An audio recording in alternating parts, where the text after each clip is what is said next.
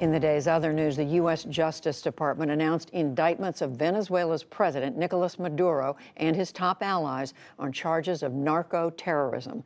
Attorney General William Barr said they conspired to flood the U.S. with cocaine and to loot their own country of billions of dollars. Maduro and his other defendants have betrayed the Venezuelan people and corrupted Venezuela's institutions. While the Venezuelan people suffer, this cabal lines their pockets with drug money and the proceeds of their corruption. And this has to come to an end.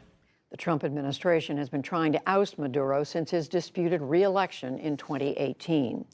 Israel's year-long political deadlock may be ending after a key vote in parliament today. Lawmakers elected opposition figure Benny Gantz to be the new speaker.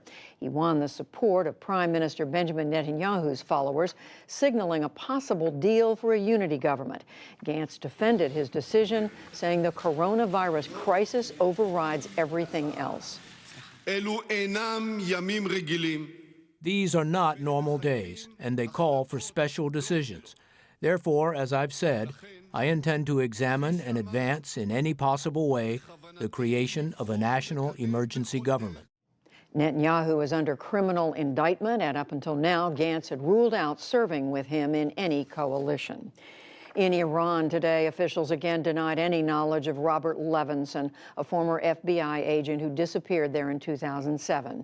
The foreign ministry said that he left the country years ago. Levinson's family says that U.S. officials have told them that he died in Iranian custody in recent years. A U.S. Navy veteran held in Iran says that he has COVID-19 symptoms and wants to be sent home. Michael White was released from an Iranian prison on medical furlough last week, but was not permitted to leave the country. He's been held since 2018 on charges of insulting Iran's supreme leader.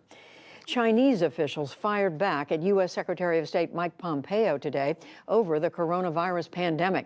Pompeo had urged leading industrial nations to label COVID-19 as the Wuhan virus after the Chinese city where it first appeared. We urge this U.S. politician not to go further on the wrong road. Otherwise, it could only further expose his hypocrisy and ill intentions, which will arouse more indignation and opposition of the Chinese people and people around the world. The World Health Organization opposes giving the virus a geographical name since it has spread globally. Others say it foments discrimination against Asians. Back in this country, the pandemic has led to the postponement of another major sporting event, the Indianapolis 500. The famed auto race will run on August 23rd instead of Memorial Day weekend. That has not happened since 1946. Also tonight, two passings of note. Author and journalist Richard Reeves has died of a heart attack at his home in Los Angeles. He was known for his books on presidents from John F. Kennedy to Bill Clinton. He also had a long-running syndicated column, and he appeared on PBS public affairs programs. Richard Reeves was 83 years old. And Fred Curly Neal of the Harlem Globetrotters fame died today at his home near Houston. There was no word on the cause of the death. Over 2 decades, he dazzled millions of Globetrotters fans with his dribbling magic before retiring in 1985. Curly Neal was 77 years old.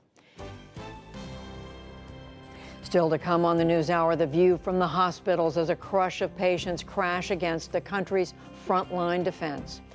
The pandemic across the border, life in limbo as migrants wait for entry into the U.S. A silent tragedy of social distance, examining the rising risk of domestic violence. And the latest moves from the White House amid skyrocketing unemployment.